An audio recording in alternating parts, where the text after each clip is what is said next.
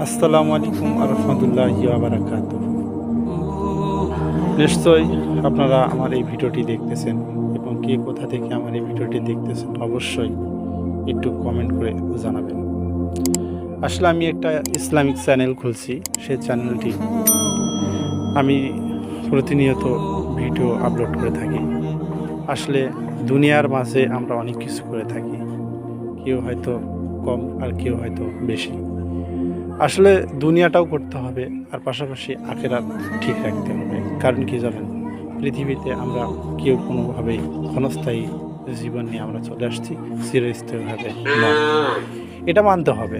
আর সবচেয়ে আরও একটা জিনিস মানতে হবে, আমাদের শেষ ঠিকানা কোথায় আমরা নিজেরাও জানি না। তবে আখিরাত আমাদের শেষ ঠিকানা এবং আমাদের শেষ যেটা ঘাঁটি সেটা হচ্ছে কবর। এই জন্য কবরের সুন্দরভাবে মাল সামানা নিজেকে তৈরি করে কবরে নিয়ে যাইতে হবে, যেটা পথ শুধু শুরু তবে শেষ নাই।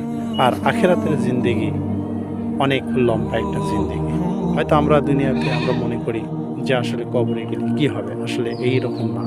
কবরটা এমন একটা জায়গা যে কবরের মাঝে